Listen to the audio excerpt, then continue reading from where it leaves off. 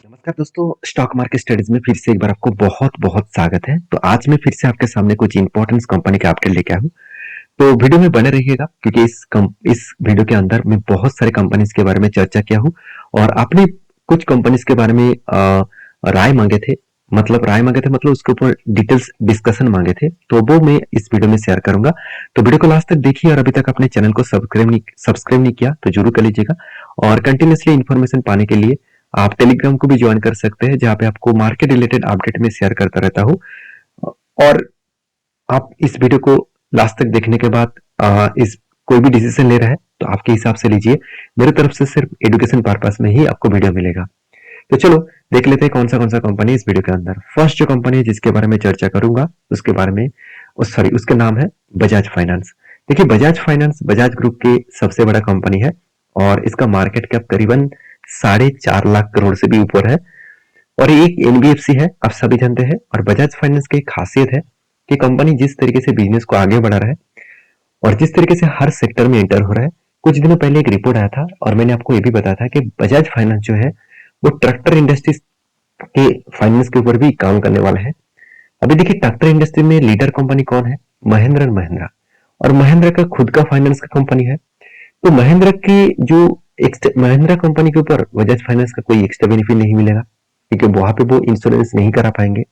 तो बाकी जो ट्रैक्टर्स कंपनी है उसके साथ डील किया जा रहा है कि अगर बाकी कंपनी उसके साथ डील करे तो भी बजाज फाइनेंस को फायदा मिलेगा क्योंकि एक्स्ट्रा बेनिफिट ट्रैक्टर इंडस्ट्रीज में भी कंपनी का ट्रैक्टर के साथ साथ हेवी व्हीकल ऑफ रोड जो गाड़ियां है उसके ऊपर भी कंपनी को फायदा मिल सकता है।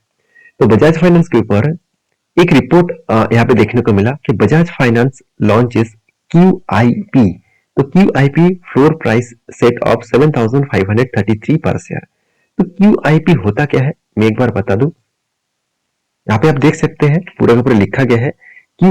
QIP का मतलब होता है क्वालिफाइड इंस्टीट्यूशन, मतलब इंस्टीट्यूशनल प्लेसमेंट। तो इसका मतलब कुछ कुछ इंस्टीट्यूशनल के ऊपर बहुत बड़ा क्वांटिटी ऐड किया जाता है, मतलब वो ज्यादा से ज्यादा क्वांटिटी परचेज किया जाता है।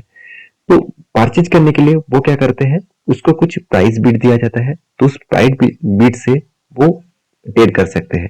तो यहाँ पे टोटल फंड रेज किया जाता है QIP लेके। बड़े बड़े कंपनी क्या करते हैं, QIP लेके आते हैं कि बड़े इंस्टीट्यूशन को वो ऑफर देते हैं कि चलो आप QIP खरीदारी कर लीजिए, आपको मैं सस्ते शेयर में प्राइस दूंगा। अभी देखिए प्राइस कितना दिखाया जा रहा है, 7533। अभी कंपनी का करंट प्राइस क्या है, 7562। इसका मतलब कि ऑफर दिया गया कि चलो मैं थोड़ा सा आपको डिस्काउंट दे देता हूँ और आप ज्यादा क्वांटिटी उठा लीजिए और आप मेरी कंपनी के ऊपर निवेश कर लीजिए। तो हमेशा बड़े कंपनी के ऊपर सस्ते दामों में खरीदारी करने के लिए इंस्टीट्यूशन बने रहते हैं। इसमें टोटली फंड कितने उठाएगा मार्केट से, करीबन 10,000 करोड़ के आसपास। तो क्वालिटी जो इंस्टीट्यूशन जो प्लेसमेंट है उसको 10,000 करोड़ के आसपास यहाँ पे फंड रेज करने के लिए इस तरीके से QIP लेके आते हैं। तो फाइनली QIP लेके आया है कंपनी ने, तो जिसके बेसिस में कंपनी के ऊपर पिछले दिनों में एक अच्छा खासा रैली देखने को मिला था। अभी आप देखेंगे कंपनी की जो परफॉर्मेंस है उसमें दो तरीके से आपको डेटा देखने को मिलेगा। सेल्स के मामले में कंपनी सारे रिकॉर्ड हमेशा तोड़ते रहते हैं, कंटिन्यूसली सेल्स को इंक्रीज किया और एक्सपेंस को भी कंपनी मेंटेन्स किए और कंपनी के जो प्रॉफिट इंटरेस्ट के बाद एक्सपेंस को भी मेंटेन्स किए। उसके बाद जो नेट प्रॉफिटेबिलिटी है, अगर नेट प्रॉफिटेबिलिटी बात करो तो 2,700 करोड़ से बढ़ के हो चुके 3,500 करोड़। तो प्रॉफिट भी बढ़ा, उसके साथ साथ कंपनी का एनपीए भी घटा। एनपीए देखिए पिछले साल में कितना था, 0.44 के आसपास। उससे पहले कितना था, 1.10 के आसपास। और इस बार सारे हद पार कर दिए, कंपनी 0.31% के आसपास लेके आए। इसका मतलब कंपनी का जो एनपीए था वो सारे के सारे जो डेटा था उस डेटा को बीट किया और कंपनी आज सबसे कम एनपीए के हिसाब से चल रहा है। और फाइनेंस सेक्टर अगर एनपीए को कंट्रोल कर पाए तो सोच लेना वो सेक्टर बहुत तेजी से ग्रोथ कर रहा है। और रही बात इस कंपनी के इन्वेस्टर के, तो प्रोमोटर से लेकर एफआईडीएस पब्लिक हर किसी ने निवेश करके रखा। हर किसी व्यक्ति क्यों ना निवेश करे। जो कंपनी आपको सालाना 10 साल में 50% और 5 साल 3 साल में 25% के ऊपर रिटर्न दे रहा है, तो हर कोई इस पे कंपनी के ऊपर बने रहना चाहेंगे। तो 25% का मतलब सोचिए, हर 4 साल के अंदर अंदर 4 साल भी नहीं लगेंगे, आपका फंड डबल कर रहा है। जहाँ पे आप एफडी में 11 से 12 साल लग जाते हैं आपका फंड डबल करने में, तो जहाँ पे 4 साल के अंदर अंदर आपको इतना ज्यादा रिटर्न दे रहे हैं। और आप सभी जानते हैं एफडी का जो मतलब परसेंटेज रिटर्न ऑफ रिटर्न है वो 6% के आसपास है और हमारा जो इन्फ्लेशन जो रेट है वो भी देखा जाए तो 6% के आसपास है। इसका मतलब इन्फ्लेशन को तो वो एफडी बीट नहीं कर पाएंगे। तो इस हिसाब से आपको सोचना चाहिए। तो रही बात इस कंपनी के लास्ट कुछ फ्यू डेज का डिलीवरी का डेटा दिखा दूं तो कंटिन्यूसली डिलीवरी अच्छा खासा उठा जा रहा है। पिछले दिनों में अच्छा खासा डिलीवरी उठाया जा क्योंकि क्यू आई पी के माध्यम से अच्छा खासा डिलीवरी उठाया गया है। और कंटिन्यूसली देखेंगे तो कंपनी 40 to 45% और लास्ट डे में 50% तक डिलीवरी उठाया गया है। तो अच्छा खासा डिलीवरी यहाँ पे परसेंटेज ऐड होता देखने को मिले। तो उस बेसिस में कंपनी की जो चार्ट पैटर्न बना तो मैंने आपको एक लेवल मेंशन करके दिया था। शानदार तरीके से एक लेवल बना है। अगर इस लेवल कंटिन्यू करे तो एक बड़ा धमाका मिल सकता है क्योंकि यहाँ पे एक शोल्डर कम हेड कम शोल्डर बना और फाइनली यहाँ पे देखिए ब्रेकआउट भी हुआ मगर ब्रेकआउट कंफर्मेशन नहीं हुआ। इसका मतलब क्या है, इसके ऊपर कोई भी कैंडल क्लोजिंग होना चाहिए। अभी मैंने पिछले दिन में आपको बताया था कि ये जो रेंज यहाँ पे बना के रखा हूँ, इस रेंज मैंने नहीं बना के रखा, यहाँ पे रेंज बना है। उस रेंज की कंपनी के एक स्ट्रॉन्ग सपोर्ट बनेगा। तो सपोर्ट भी बना और थोड़ा सा यहाँ पे होल्ड भी कर रहा है। तो मुझे नहीं लगता इतना जल्द से जल्द वो ऊपर जाएगा। मुझे लगता है और भी करेक्शन होने का चांसेस है और यहाँ पे 200 डेज ईएमए को वो टच करेंगे, उसके बाद वो वापस जाने का चांसेस लेंगे। बाकी क्या होता है देखा जाएगा क्योंकि मेरे एंट्री लेवल इसके ऊपर होगा, उससे पहले मैं एंट्री नहीं लेने वाला। आपके क्या राय है जरूर कमेंट्स करके बताना। नेक्स्ट जो कंपनी जिसके बारे में बात करूं उसका नाम है टाटा स्टील। देखिए टाटा स्टील की सबसे बड़ी बात क्या है, टाटा स्टील एक चेन सिस्टम के माध्यम से काम करते हैं। आप देखेंगे तो कंपनी हैज जो प्रेजेंस जो across the entire values of chain system, steel manufacturing from the mining से लेकर मैन्युफैक्चरिंग से लेकर सेल सेल तक, डिस्ट्रीब्यूशन का सेल्स तक टोटली फिनिश प्रोडक्ट कंपनी देते हैं। इसका मतलब आप मान के चलिए कोई रॉ मटेरियल्स खुद ही बना लेते हैं और उसके बाद आप उसको प्रोडक्शन भी कर लेते हैं, उसके बाद आपको पैकेजिंग भी आप कर लेते हैं, उसके बाद आपका डिस्ट्रीब्यूशन के माध्यम से सेल भी कर लेते हैं। तो ये पूरा का पूरा चेन सिस्टम आपके माध्यम से जो हुआ उसी तरीके से टाटा स्टील भी काम करते हैं। तो इसके लिए एक्स्ट्रा बेनिफिट हमेशा टाटा स्टील को मिल ही जाते हैं। तो फिर भी स्टील इंडस्ट्रीज में एक वीकनेस हमेशा देखने को मिलेगा। अगर ग्लोबल मार्केट में कुछ भी नेगेटिव इंपैक्ट आए तो उसका डायरेक्टली लॉसेस आपको स्टील मैन्युफैक्चरिंग कंपनी में देखने को मिलता है क्योंकि स्टील का प्राइस बढ़ जाना मार्केट में बहुत बड़ा खतरा मोल सकता है क्योंकि आज इंफ्रास्ट्रक्चर का ग्रोथ हो रहा है। तो इंफ्रास्ट्रक्चर का ग्रोथ तब ज्यादा बढ़ेंगे जब स्टील का प्राइस कम होंगे, सीमेंट का प्राइस कम होंगे। तो स्टील मैन्युफैक्चरिंग का ग्रोथ अभी धीरे धीरे करके आगे बढ़ रहा है क्योंकि इंडिया का ग्रोथ भी आगे बढ़ रहा है। अभी इस कंपनी ने जो क्वार्टरली रिजल्ट है वो फाइनली पब्लिश कर चुके हैं। आप ध्यान से इस चीज को देखेंगे तो सेल्स में ऑब्वियसली चेंजिंग आया। जो पिछली बार का जो सेल्स था उससे सेल्स थोड़ा सा कम हुआ। अभी एक्सपेंस को कंट्रोल करने के बाद कंपनी की जो प्रॉफिट है वो इस बार लॉस में कन्वर्ट हो गया। अभी क्वेश्चन आएगा सर कंपनी सेल्स तो अच्छा किया था, एक्सपेंस को भी तो कंट्रोल किए थे, कंपनी का ऑपरेटिंग प्रॉफिट भी तो पॉजिटिव था, तो कंपनी लॉस कहां से कर बैठे। कंपनी की जो आदर्श इनकम है वहां से कंपनी ने बिग लॉस कर बैठे, करीबन 6,500 करोड़ के आसपास। तो इतना बड़ा कंपनी लॉस करने के कारण कंपनी की जो नेट प्रॉफिट है यहाँ पे बड़ा सा नेगेटिव इंपैक्ट देखने को मिला। तो यहाँ पे क्वेश्चन मार्क ये भी आएगा सर इतना बड़ा लॉस कंपनी दिखा चुके हैं, क्या शेयर में बिग क्रैश होगा। बिल्कुल नहीं, क्योंकि क्रैश उतना ज्यादा नहीं इसीलिए होगा क्योंकि कंपनी के जो कोर बिजनेस है, कंपनी के जो मदर बिजनेस है, उस बिजनेस में कोई भी उतना बड़ा नेगेटिविटी नहीं है। हाँ प्रॉफिट कम हुआ है, मान ही लेता हूँ कंपनी का प्रॉफिट कम हुआ है, फिर भी कंपनी की जो ग्रोथ है वो कम मतलब वो तो ठीक ठाक है। कंपनी का खुद का जो आदर्श का जो बिजनेस था, कंपनी दूसरी कंपनी के ऊपर जो पैसा लगा के रखे थे वहां पे कंपनी का बिग लॉसेस देखने को मिला। तो एज ए इन्वेस्टर आप देखेंगे तो प्रोमोटर से लेकर एफएसडीएस पब्लिक हर किसी के पास इन्वेस्टमेंट है, हर किसी ने सेम टू सेम इन्वेस्टमेंट करके रखे हैं। क्यों ना रखे, जो कंपनी आपको अच्छा खासा रिटर्न भी दे रहा है, करीबन एवरेज जो रिटर्न है कि 15% के ऊपर आपको एवरेज रिटर्न कंपनी दे रहा है। तो उस बेसिस में हर कोई व्यक्ति इस कंपनी को वो रहना चाहते हैं। और रही बात इस कंपनी के लास्ट कुछ फ्यू डेज का कंपनी का डिलीवरी का डेटा दिखा दूं तो कंपनी के ऊपर अच्छा खासा हाई वॉल्यूम का ग्रोथ देखने को मिला। तो आप देखेंगे तो 50 to 55% के आसपास डिलीवरी देखने को मिला है।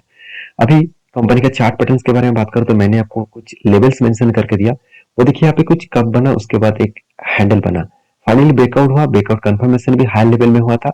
और मैंने आपको ये भी मेंशन किया कि जब हायर लेवल में ब्रेकआउट कंफर्मेशन होंगे कभी भी एंट्री मत लेना, आपको रिट्रेसमेंट होना चाहिए और रिवर्सल होकर जब भी उस ब्रेकआउट लेवल में फिर से टच करेंगे, उसके आसपास आएंगे तो वहां पे एंट्री बनेगा तो टारगेट आपको बड़ा मिलेगा। तो टारगेट यहाँ पे कितना मिल रहा है, करीबन 18% के आसपास। फिलहाल के लिए कंपनी डाउन साइड में है और वही लेवल को टच करके वो वापस आ रहा है जो लेवल कंपनी के लिए एक स्ट्रॉन्ग रेजिस्टेंस है क्योंकि यहाँ पे एक सपोर्ट है। यहाँ पे एक सपोर्ट फेस किया, नीचे आया, फिर से सपोर्ट फेस किया, उसके बाद ऊपर गया, फिर से नीचे आया, उसको सपोर्ट फेस कर रहा है और 200 डेज ईएमआई को भी वो सपोर्ट के हिसाब से ले रहा है। तो यहाँ से हायर पॉसिबिलिटी है, यहाँ से वो रिवर्सल कर सकता है। तो आपकी क्या राय है जरूर कमेंट्स करके बताना। नेक्स्ट जो कंपनी है उसके बारे में बात करूं, उसका नाम है टाटा पावर। देखिए टाटा पावर के ऊपर मैं बहुत बुलिश इसीलिए हूँ क्योंकि मैनेजमेंट ने जिस तरीके से काम करने के लिए फैसला लिया, वो फैसला मेरे हिसाब से एक आगे चल के टाटा पावर को एक मल्टीबैगर रिटर्न देने का कैपेबिलिटी रखते हैं। क्योंकि टाटा पावर टारगेट लेके चल रहा है एक साल में, मतलब 2025 से पहले वो ऑल ओवर इंडिया में करीबन 1 लाख चार्जिंग स्टेशन बनाएंगे, और वो भी सोलर प्रोजेक्ट के ऊपर। तो सोचिए सोलर प्रोजेक्ट के ऊपर मतलब कंपनी काम करेंगे तो एक्स्ट्रा बेनिफिट कंपनी को कहां से मिलेगा? डायरेक्टली कंपनी का पावर कंजप्शन का जरूरत नहीं होगा। किसी भी जगह पे जाकर वो सोलर चार्जिंग स्टेशन बना सकते हैं।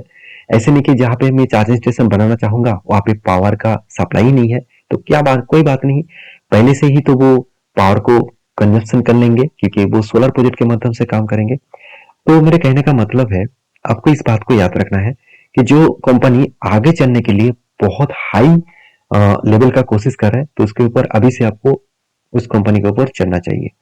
तो कंपनी की जो ग्रोथ हो रहा है वो कहाँ पे दिखेगा? कंपनी का क्वार्टरली रिजल्ट अभी तक फाइनली नहीं आया। पिछले सालों के अगर रिजल्ट दिखा दो तो कंपनी का जो प्रॉफिटेबिलिटी है वो अच्छा खासा हुआ था, और एक रिपोर्ट के माध्यम से ये भी बताया जा रहा है कि कंपनी की इस बार भी रिजल्ट अच्छा खासा आने का चांसेस है।